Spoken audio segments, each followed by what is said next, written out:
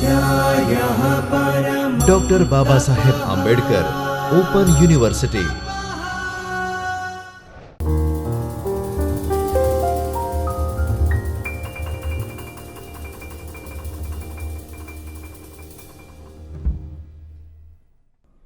નમસ્કાર મિત્રો, doctor Baba Saheb Ambedkar open university Ahmedabad ચૈતન્ય સ્ટુડિયોમાંથી હું પ્રોફેસર યોગેન્દ્ર પારેખ ગુજરાતી વિભાગના ઉપક્રમે અનુસ્નાતક કક્ષાના વિદ્યાર્થીઓ માટે સાહિત્યિક નિબંધો પેપર 3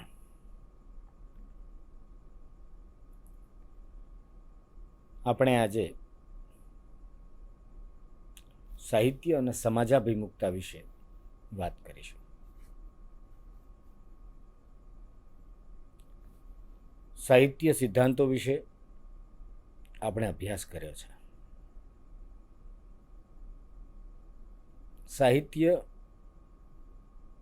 એક એવી સૂક્ષ્મ કલા છે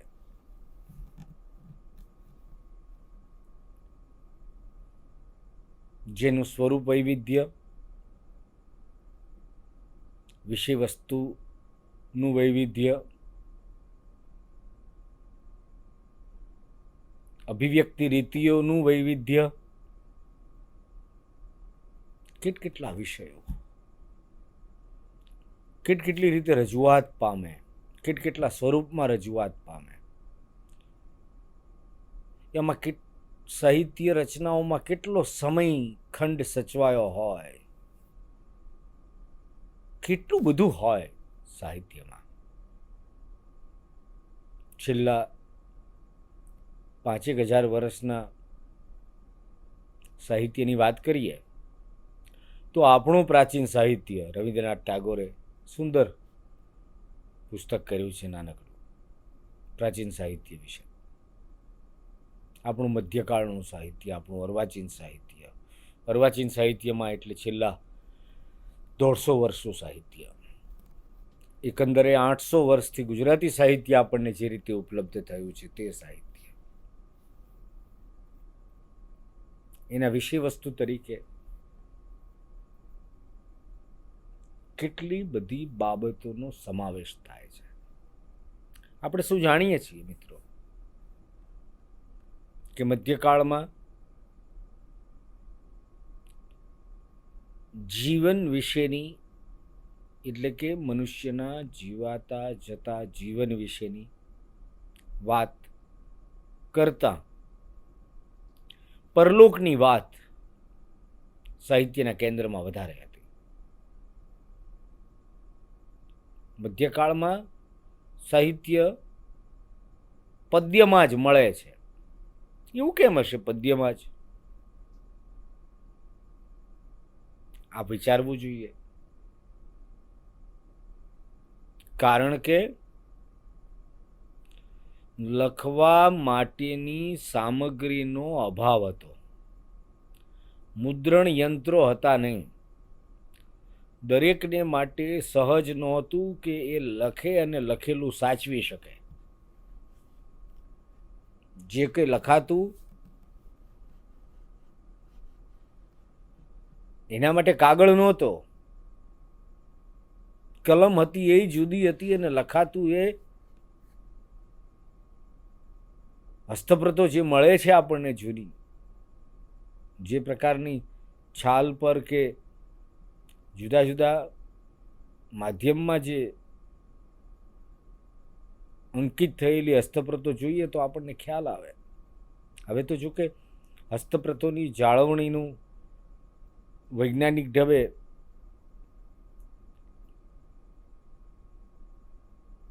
LD ઇન્ડોલોજી જેવી સંસ્થામાં ઘણું કામ થાય છે, પણ જૂની હસ્તપ્રત ત્યાં જોવા મળે. તો જીવનમાં ઘોંઘાટ ઓછો હતો, ભીડ ઓછી હતી, બહુ બધાને રોજ બહાર જવું પડે એવું ઓછું હતું. ઘરથી ખેતર ને ખેતરથી ઘર, પાદર, આ પાદર ખેતર વ્યક્તિનું વ્યાપ વિશ્વ, યંત્ર ઉદ્યોગોનો વિકાસ બહુ નહોતો થયો. જીવનને અને વાતાવરણને દૂષિત કે પ્રદૂષિત કરે એવી વસ્તુઓ બહુ ઓછી હતી. લાંબુ લાંબુ લખવાનો પ્રશ્ન નહોતો.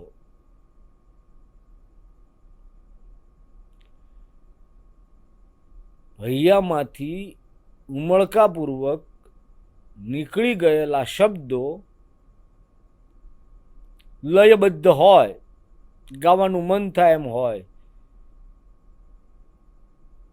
સર્જકની ચેતનામાંથી ટહુકો સરી પડ્યો હોય, અને એમ મધ્યકાલીન સાહિત્ય સ્વરૂપો, લોક સાહિત્ય કંઠોપકંઠ જળવાતું રહ્યું. એમાં જીવાતા જતા જીવનમાં વૈવિધ્ય ઓછું હતું, આનંદ વધારે હતો, અથડામણો ઓછી હતી. લોકો જીવતા પોતપોતાના પરંપરાગત વ્યવસાયોમાં, પણ લગભગ આમ બહુ મોટા લોભ વગરનું સીધું સાદું સરળ જીવન, જીવન વિશેની ફરિયાદો વગરનું જીવન, ઈશ્વર શ્રદ્ધાને કેન્દ્રમાં રાખીને વ્યક્ત થતું. તેથી ઈશ્વર કેન્દ્રી રચનાઓ વધારે મળી. પરલોક, કૃષ્ણ પ્રીતિના કાવ્યો સાહિત્યમાં વિષય વસ્તુ તરીકે ધર્મ કેન્દ્રમાં હોય, નીતિ કેન્દ્રમાં હોય, ઈશ્વર કેન્દ્રમાં હોય, ઈશ્વરની ભક્તિ કેન્દ્રમાં હોય તેવું સાહિત્ય રચાયું. પણ એ સાહિત્ય સમાજાભિમુખ હતું. સમૂહ માનવ સમાજ આજની રીતે સાહિત્યમાં નહોતો આવતો, પણ સાહિત્ય સમાજ સુધી હતું. કારણ કે સમૂહ માનવ સમાજ કે સભ્યતા માટે રોજબરોજની દૈનંદિની જે જીવનચર્યા હોય તેમાં આનંદ કહો કે મનોરંજન કહો કે ધૈર્ય પામવા માટેની, આશરો પામવાની કલા પ્રવૃત્તિ તરીકે જે સાહિત્ય હતું, જે પદો હતા, એ જ એને માનસિક આનંદ આપનારા, રાહત આપનારા, જીવનને તારનારા હતા.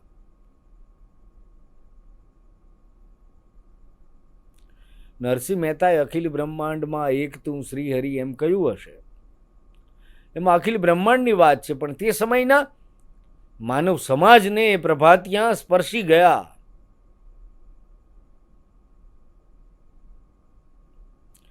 કંઠોપકંઠ કે હસ્તપ્રતોમાં એ સાહિત્ય, એ લહેકાઓ, એ ટહુકાઓ, એ હૃદયના ઉલ્લાસો સચવાયા.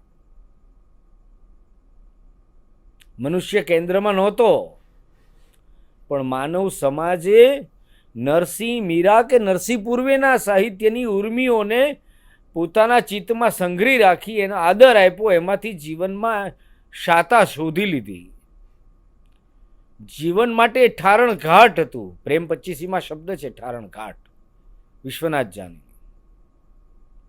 નરસિંહ, મીરા, વિશ્વનાથ જાની, ભાલણ કે પ્રેમાનંદ ઠારણ ઘાટ સમા હતા. આખો એટલે સમાજ સાહિત્યમાં વિષય વસ્તુ તરીકે બહુ નહોતો, અમુક અપવાદોને બાદ કરતા. પણ સાહિત્ય સમાજાભિમુખ હતું. પ્રેમાનંદ તો આખ્યાનો જ ઉદર ભરવા અર્થે કરે છે. પ્રેમાનંદ પાસે શ્રોતાઓનો સમૂહ છે, ઓડિયન્સ છે, જે આખ્યાનો માણે છે. એના સાહિત્યમાં કૃષ્ણ છે, સુદામા છે, સમાજ નથી. પણ કૃષ્ણ સુદામાનો જે સમાજ છે એ સમાજ પ્રેમાનંદના સમયનો સમાજ છે. કુંવરબાઈનું મામેરુમાં કડવું આવે છે એક આખું. ડોશી યાદી લખાવે છે કુંવરબાઈ પાસે, વડસાસુ, લખ આટલી વસ્તુ તારા બાપાને કહેજે મામેરામાં લાવે. આ વડસાસુ લખાવે એ સમાજનું પ્રતિનિધિત્વ કરે છે. કોના સમાજનું? પ્રેમાનંદના સમાજનું પ્રતિનિધિત્વ કરે છે. પ્રેમાનંદે પોતે જોયેલો, અનુભવેલો, સંવેદેલો, જીવેલો, શ્વસેલો સમાજ કુંવરબાઈ અને એની આસપાસના પાત્રો નિમિત્તે આખ્યાનમાં નિરૂપણ પામે છે. અને એટલે પેલી વડસાસુ જે મામેરાની યાદી લખાવે છે, એ ડિમાન્ડ કરે છે એનો માગણી પત્ર.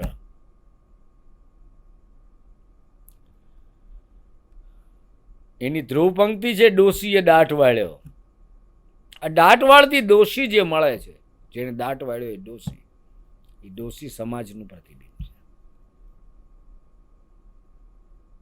એ પ્રેમાનંદના સમયના સમાજનું પ્રતિબિંબ છે. જુઓ, અને પ્રારંભે જ આપણને પેલી સામાજિક નવલકથા જે મળે છે, એ નવલકથા સાસુ વહુની લડાઈ. સાસુ વહુ આ બે શબ્દો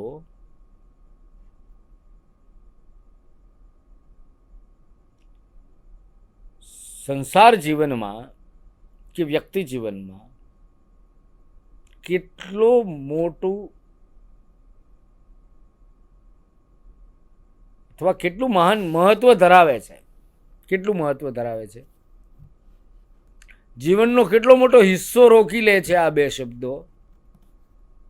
સામાજિક નવલકથા એમાં આપણે કીધું, સાહિત્ય સમાજાભિમુખ છે. સાસુ વહુની લડાઈ શીર્ષક દ્વારા, શીર્ષક અને એ નવલકથાનું સર્જન કરનાર સર્જકને આ વિષય વસ્તુમાં એક નવલકથાની શક્યતા પડી છે એ દેખાયું. એ સમાજશાસ્ત્રીઓને પણ દેખાય છે અને સાહિત્યકારને પણ દેખાયું.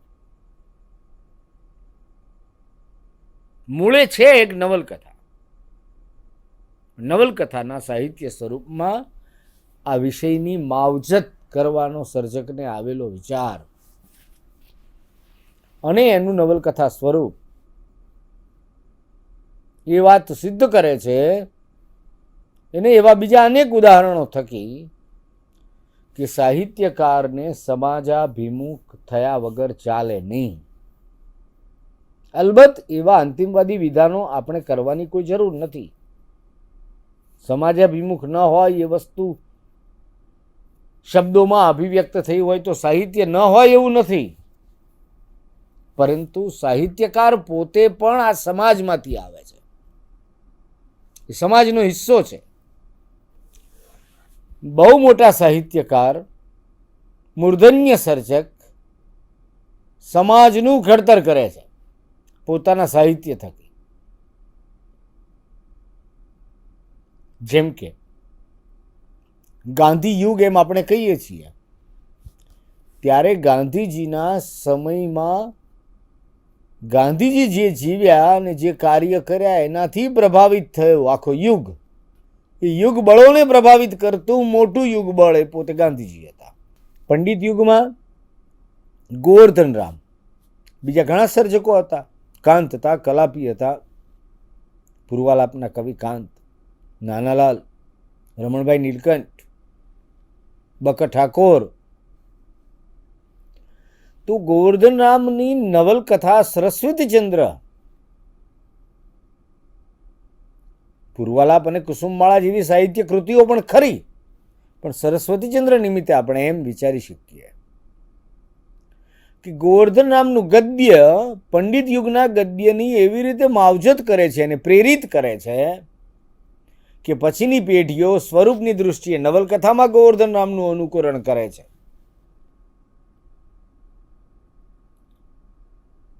તો ગોવર્ધન રામે જે સંસાર આપ્યો છે ગુણસુંદરીનો, બુદ્ધિધનનો કારભાર, સમાજાભિમુખ છે. સાહિત્ય સમાજાભિમુખ છે. સાહિત્યમાં સમાજ છે. તો સર્જક, મોટો સર્જક યુગ બળોને પ્રભાવિત કરે છે અને યુગનું ઘડતર કરે છે. એટલે આપણે ગોવર્ધન યુગ એમ શબ્દ વાપરી શકીએ. યુગ પ્રવર્તક ઘટનાની જેમ સર્જક વિસ્તરે છે. ગાંધી યુગ એમ કહી શકીએ, સુરેશ જોશી યુગ આધુનિક સમયને કહી શકીએ. કારણ કે સુરેશ જોશી પ્રભાવક યુગબળ બને છે. એમને લોકો વાંચે, માને, ચાહે, એમના પગલે ચાલે. એટલે પ્રયોગશીલ નવલિકાઓ, નવી નવલિકા એવા સંપાદનો થાય. ગૃહ પ્રવેશમાં વ્યક્ત થયેલી કિંચિત નામી પ્રસ્તાવના. મુદ્દો આપણો એ છે કે સાહિત્યકાર યુગબળથી પ્રભાવિત થાય અને સાહિત્યકાર પોતે એ યુગમાં, એ સમયનો, એ સમાજનો એક ભાગ હોય. તો એ સમાજને વિસારે પાડીને કે ખૂણામાં ધકેલીને સમાજ વગરની, સમાજ અભિમુખ થાય, સમાજની અવગણના કરીને કોઈ સાહિત્ય કૃતિની રચના ન થઈ શકે. સમાજ સાહિત્યમાં પ્રતિબિંબિત થાય. ગાંધીજીએ ગુજરાતી સાહિત્ય પરિષદના પ્રમુખ તરીકે કહ્યું, ખૂબ જાણીતું વિધાન છે કે કોશિયો પણ સમજે એવી ભાષામાં સાહિત્ય રચો. તો એ સમયે ગાંધીજીએ આ કહ્યું ત્યારે સમગ્ર ભારત વર્ષમાં કહો કે ગુજરાતી ભાષામાં કોણ હતું? મોટા માણસો. ગુજરાતમાં અમદાવાદમાં કહેવાયું. અમદાવાદના બે પ્રતિષ્ઠિત પરિવારો સાથે ગાંધીજી જોડાયેલા હતા પરિચયથી. એક અંબાલાલ સારાભાઈ પરિવાર અને કસ્તુરભાઈ લાલભાઈ પરિવાર. એટલે ગાંધીજીએ કહ્યું છે કે ભાઈ સાહિત્ય કોના માટે સર્જો છો? લેખકોને કહ્યું તેમ. ગાંધીજીની દૃષ્ટિમાં તો અંત્યોદય અને સર્વોદય બે વાત મજબૂત રીતે પડેલી છે. એટલે એમની ઈચ્છા, એમણે કહ્યું કે ભાઈ સાહિત્ય ગામડા સુધી પહોંચવું જોઈએ, કોશિયો સમજી શકે તેવું હોવું જોઈએ. સરસ્વતીચંદ્ર ને કુમુદ ને કુસુમ ને ગુણસુંદરી ને બુદ્ધિધન, આ તો બહુ મોટા માણસો છે. ભદ્રવર્ગ પૂરતું સાહિત્ય સીમિત નહીં રહેવું જોઈએ. એટલે જ ઝવેરચંદ મેઘાણી પન્નાલાલને કહે છે ને કે ભાઈ તું, તારી પાસે જે વસ્તુ છે તમારી પાસે, એ છોડતા નહીં. સાહિત્યમાં પણ લાવજો એ ગામડું. હૃદય પખાળે એવી રચનાઓ આપજો. એટલે ધૂળ ધોયાની જેમ ફર્યા છે મેઘાણી લોક સાહિત્યમાં, લોકો વચ્ચે. સોરઠી બારવટિયા હોય કે સૌરાષ્ટ્રની રસધાર હોય, એમણે એ નવનીત પીરસીને આપણને આપ્યું છે. એમના લોકગીતોમાં, એમણે કરેલા સંપાદનોમાં સાહિત્યનો ધબકાર અનુભવાય છે. એમાં જીવનનો ધબકાર અનુભવાય છે. એમાં સમાજ છે. એટલે સાહિત્યને સમાજ અભિમુખ થવું પડે અને સાહિત્ય થયું છે. સાહિત્યમાં જે તે સમયનો સમાજ આપણને મળે છે. તત્કાલીન સમાજ મળે છે. જેમ કે પ્રેમાનંદમાં મેં આપને કહ્યું એ જ રીતે નર્મદ કે નારાયણ હેમચંદ્ર કે ગોવર્ધન રામ, એ કોઈને વાંચતી વખતે તેઓ જે સમયને જીવી ગયા છે એ સમય સાહિત્યમાં પ્રતિબિંબિત થાય છે. એ સમયનો મનુષ્ય પ્રતિબિંબિત થાય છે. સર્જકે એના સમયમાંથી કલાત્મક રીતે જે અલગ કર્યું, તારવી લીધું, એને પોતાની સમજણ ઉમેરી, સંવેદન ઉમેર્યું, જ્ઞાન ઉમેર્યું, અભ્યાસ ઉમેર્યો, આસપાસના જગતનું નિરીક્ષણ કરીને, અને પછી એની સાહિત્ય કૃતિમાં અભિવ્યક્ત કર્યું. ત્યારે એ રચનાઓ મહાન થઈ ગઈ. માનવીની ભવાઈમાં આખો ગ્રામ સમાજ છે.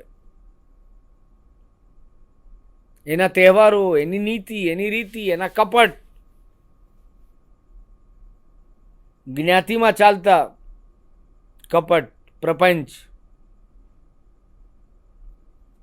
એ બધી જ વસ્તુઓ સાહિત્યમાં અનિવાર્યપણે આવે છે, ઉત્તમ રીતે આવે છે, દરેક યુગમાં આવે છે. સાહિત્ય સમાજાભિમુખ છે જ. સમાજ સાહિત્યથી વિમુખ છે, દૂર છે. સાહિત્યકારો પોતાની સમાજ પ્રત્યેની પ્રતિબદ્ધતા, અભિમુખતાથી પરિચિત છે. જુઓ, ગુજરાતીમાં છેલ્લા 30-40 વર્ષથી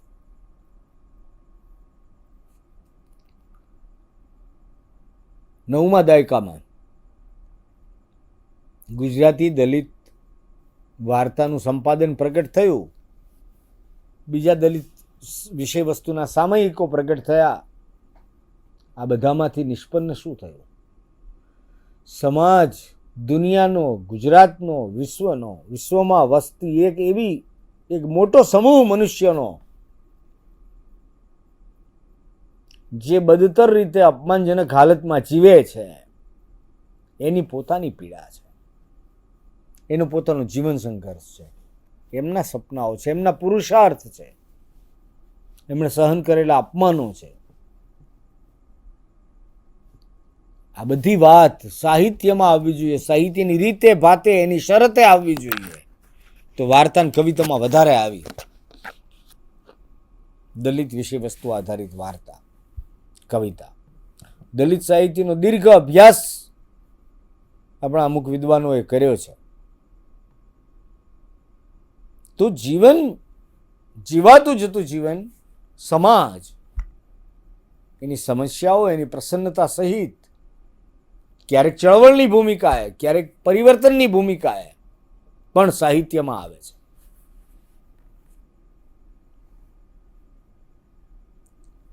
એટલે સાહિત્ય અને સમાજને અલગ પાડી શકાય નહીં. સાહિત્ય સાથે સંલગ્ન, એટલે કે સાહિત્ય સંલગ્ન સમાજ, આપણે જેને ઓડિયન્સ કહીએ, ટાર્ગેટ ઓડિયન્સ, ઓછી સંખ્યામાં હોય અને ચાહકો, ભાવકો, લેખકોની સંખ્યા કેટલી? તો 1200, 1400, 1500. વસ્તી તો 125 કરોડ ઉપર છે દેશની. ગુજરાતની 6 કરોડ, 6.5 કરોડની વસ્તી છે. બધા કઈ સાહિત્યકાર નથી. 1500-2000 હશે. પણ સમાજ એમની પીડા, એમની અભિવ્યક્તિ, એની અવગણના લાંબા સમય સુધી કરી શકતો નથી. સાહિત્ય તો સમાજાભિમુખ છે જ. સમાજે સાહિત્ય અભિમુખ થવું જોઈએ એવો પણ વિચાર વ્યક્ત થયેલો છે. તો સમાજ સાહિત્યથી વિમુખ છે એમ આપણે કહી શકીએ. એટલે જ તમે જુઓ, વાંચે ગુજરાત સંકલ્પપૂર્વક શરૂ કર્યું જે તે સમયે સરકારે. કેમ? કારણ કે રોજબરોજના જીવનમાં આપણે જોઈએ છીએ કે વાચન પ્રીતિ ઘટતી જાય છે. હવે એ પણ કાળનો એક પ્રતાપ છે, સમયનો. લોકો એક સાથે કોઈ સંકલ્પ કરીને વાંચવાનું બંધ કર્યું છે એમ નથી. મનોરંજનના બીજા વિકલ્પો મળ્યા, જીવન સંકુલ બનતું ગયું, અંગ્રેજી માધ્યમનો પ્રચાર વધ્યો, એટલે વાંચન ઘટતું ગયું. પણ આજે પણ પુસ્તક મેળાઓ થાય છે.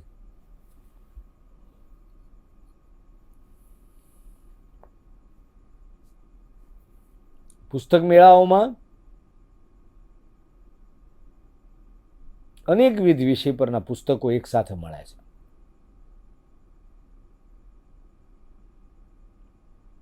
પુસ્તક મેળામાં જનાર લોકો, એની મુલાકાત લેનાર અને પુસ્તક ખરીદનારની સંખ્યા કે બહુ સંતોષકારક નથી.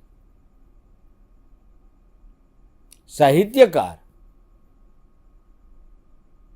સમાજનું નિરીક્ષણ કરશે, સમકાલીન જીવન પ્રવાહોનો અભ્યાસ કરશે, પોતાના અભ્યાસને સમૃદ્ધ બનાવવા માટે પરંપરાનો અભ્યાસ કરશે અને પછી કોઈ સંવેદનને આકાર આપશે.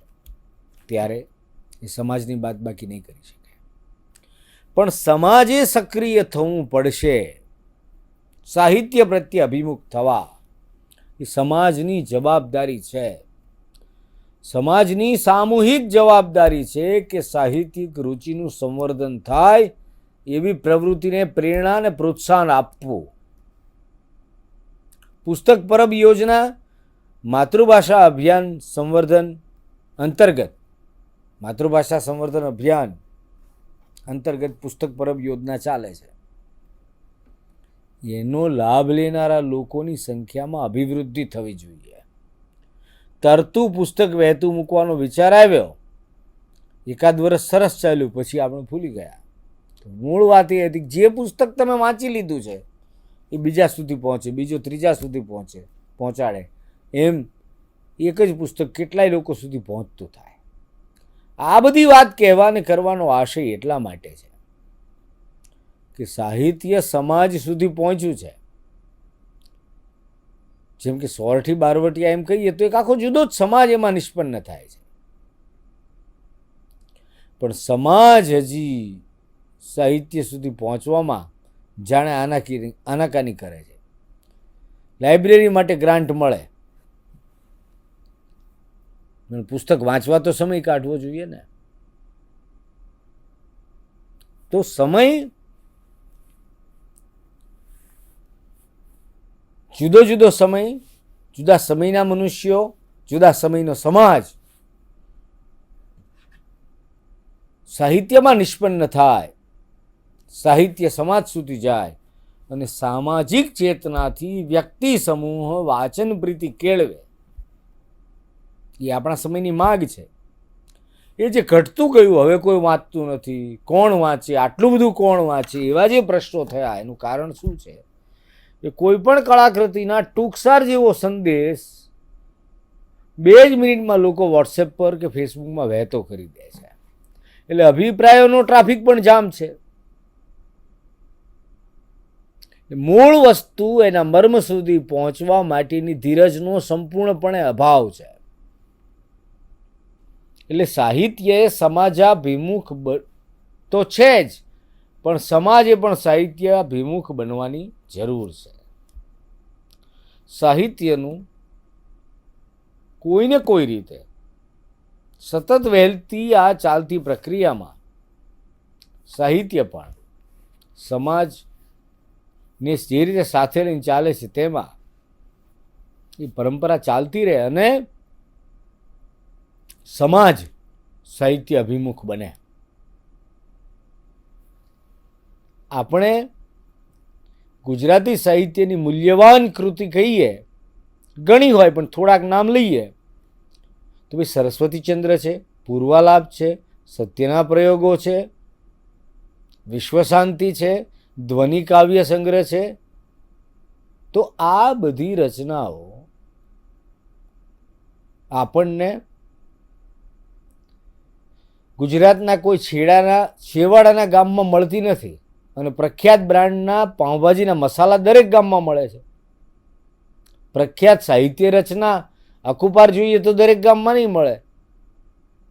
દેવગઢ બારિયામાં રહેતા વિદ્યાર્થીને અભ્યાસક્રમમાં અખુપાર નવલકથા હોય કે સરસ્વતીચંદ્ર હોય તો એણે અમદાવાદ જ લેવા આવવું પડશે અથવા અમદાવાદથી મગાવવી પડશે. હવે ઓનલાઈન મળે છે જુદી વાત છે. કહેવાનું તાત્પર્ય શું છે? સમાજ સાહિત્યથી વિમુખ છે. સમાજની ગણતરીઓ આર્થિક છે. એણે સમય, શક્તિ, નાણાં ક્યાં વાપરવા એની એવી યોજના કરી લીધી છે કે એ યોજનામાં સાહિત્ય બહુ ઓછું આવે છે. બને ત્યાં સુધી નથી આવતું.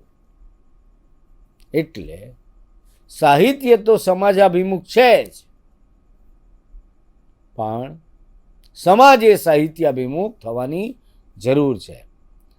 આપના અભ્યાસક્રમમાં સમાવિષ્ટ આ નિબંધ સાહિત્ય અને સમાજાભિમુખતા માટે નિબંધનું પણ વાંચન કરજો, વ્યવસ્થિત કરજો. વધારે સારી રીતે બીજી રચનાઓમાંથી આધારો લઈને પણ ઉદાહરણો સહિત સારી ચર્ચા આપ પણ કરી શકશો. મૌલિક રીતે સાહિત્ય અને સમાજાભિમુખતા નિબંધ લખવાનો પ્રયાસ કરજો. ખૂબ ખૂબ શુભેચ્છાઓ સાથે. આભાર, ધન્યવાદ. ફરી મળીશું નવા કોઈ વિષય સાથે. ત્યાં સુધી આપ સૌને શુભેચ્છાઓ કે આપનો અભ્યાસ સારી રીતે ચાલતો રહે. ખૂબ ખૂબ આભાર. स्वाध्यायः परमः